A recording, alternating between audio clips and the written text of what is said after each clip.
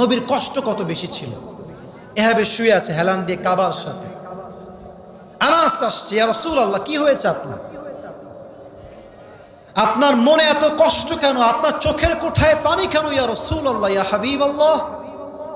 নবীজি বলছে, আনাস, আমার কানে খবর আসছে কাফেররা বেলাল রাদিয়াল্লাহু তাআলা আনহুকে উলঙ্গ করে দিয়েছে, গরম উত্তপ্ত বালুর উপর তাকে শোয়ায় রেখেছে, দুই হাত দুই দিক দিয়ে বাঁধা, তার বুকে তারা পাথর চাপিয়ে দিয়েছে।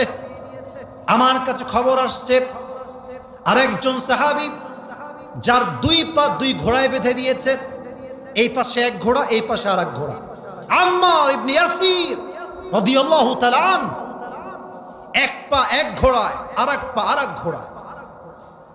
Look at my two hands, চাপায়ের ভাইরা দুই হাত দেখেন, এক ঘোড়া গেছে ডান দিকে আর এক ঘোড়া গেছে বাম দিকে। এমন জোরে চাপ, দুই দিকে দুই চাপে দুই পা দুই খান হয়ে ছিঁড়ে গিয়েছে। কষ্ট কত চিন্তা করেন।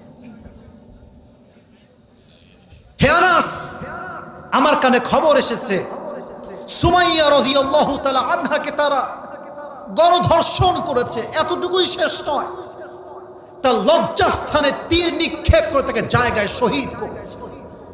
আমার কানে খবর এসেছে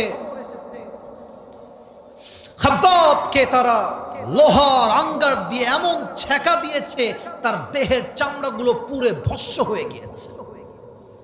আর কাফেররা আমার দিকে আঙ্গুল তুলে বলছে, মুহাম্মদ, তোর রব যদি তোকে ভালোই বাসে তো তোর সন্তান একটা দুনিয়াতে বাঁচে না কেন? আমি খুব কষ্টে আছি আনাস। নবী কাঁদতেছে, চোখ দিয়ে পানি পড়ছে, সন্তান সব হারিয়ে গিয়েছে। হঠাৎ আনাস দেখতে পাচ্ছে নবীজির চোখের কান্না বাদ দিয়ে নবীজি একটা মুচকি হাসি দিয়েছে। এত আস্তে এক্সপেক্ট করি না, জোরে পড়েন না, ও আরেকবার পড়েন না সুবহানাল্লাহ। ইয়া রাসূলুল্লাহ, ইয়া হাবিবাল্লাহ, একটু আগে আপনার চোখের কোঠায় পানি ছিল, হঠাৎ মুচকি হাসি কেন? নবীজি বলছেন, আমার মুচকি হাসি দেওয়ার কারণ একটাই, এই মুহূর্তে আল্লাহ তাআলা আমাকে হাউজে কাউসারের মতো নিয়ামত দান করেছে। এখন প্রশ্ন হতে পারে যে হুজুর, আপনার তাফসীর বুঝলাম যে হাউজে কাউসার দিয়েছে বলে নবীজি হেসেছেন। আচ্ছা প্রিয় ভাইরা, লজিক হচ্ছে এরকম, যদি সন্তান হারায় আর একটা সন্তান পেলে সান্ত্বনা হয় যে তোমার এই সন্তান হারায় গেছে, এই সন্তান আর একটা নাও, এটা নিয়ে খুশি হও। মারা গেছে সন্তান, আল্লাহ দিচ্ছে পানি, সন্তানের সঙ্গে পানির কোনো কানেকশন কি আছে যুবক ভাইরা? তো নবী কেন হাসলেন? এই হাসির পেছনে আমি তাফসীরে ব্যাখ্যা পেয়েছি মোট 4টা। বলেন সবাই, কয়টা? 1। এই প্রত্যেকটা ব্যাখ্যা কিন্তু বর্তমান অবস্থার সঙ্গে যায় যুবক ভাইরা।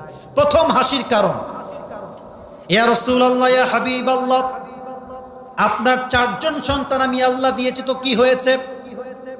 4জন সন্তান চলে গিয়েছে, তো কি হয়েছে? এই 4জন সন্তানের বিনিময়ে আমি আল্লাহ তাআলা গোটা বিশ্বে আপনার জন্য কয়েক বিলিয়ন রুহানি সন্তান আমি আল্লাহ দান করে দিয়েছি। সুবহানাল্লাহ। হয়তোবা আপনার বিরুদ্ধে কোনো কাফেররা কথা বললে আপনার সন্তানরা অ্যাকশন নিত, বাট ওয়াল্লাহি চাপায়ের ভাইরা, পুরো বিশ্বের ভেতরে নবীর সম্মান এত আকাশচুম্বী।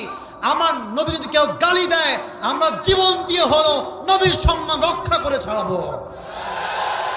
এই দেশে যদি আগামীতে শেখ হাসিনার আমলে কথা বাদ, ওই চ্যাপ্টার ক্লোজ। এই দেশে এখন যদি কেউ নবীর শানে একটা গুস্তাখি করে, একটা বেয়াদবি ওয়ার্ড উচ্চারণ করে, তাকে বাইতুল মুকাররমের সামনে ফাঁসির কাস্টে ঝুলিয়ে ছাড়তে হবে। কারা কারা জিতু হাত তুলে আল্লাহকে দেখায় দাও।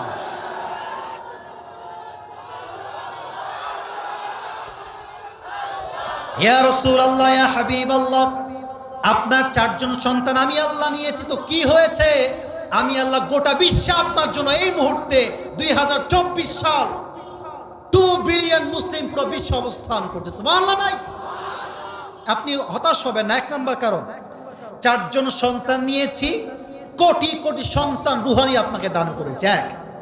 2, ইয়া রাসূলুল্লাহ, ইয়া হাবিবাল্লাহ, যদি আপনার সন্তান আমি না নিতাম, তাহলে আপনার সন্তানকে আপনার উম্মতরা গদ্দিনেশী নবী বানায় ফেলতো। আমাদের দেশে এরকম আছে, পীরের ছেলে পীর হয় কিন্তু গাঞ্জা খাইয়া কুল পায় না।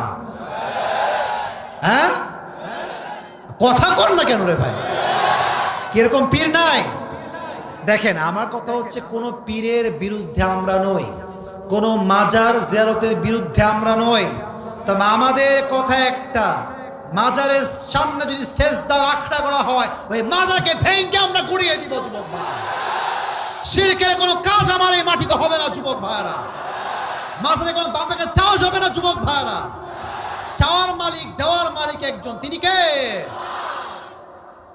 নবীর সন্তান থাকলে সবাই বলতো নবী। কারণ দেখেন, ইব্রাহিম নবীর সন্তান ইসমাইল নবী,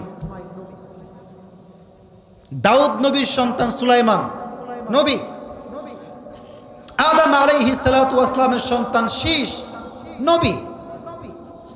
কথা কি বোঝা যায়? ইয়াকুব আলাইহিস সালামের সন্তানের নাম কি? আরে ভাই সবাই বলেন নাম কি?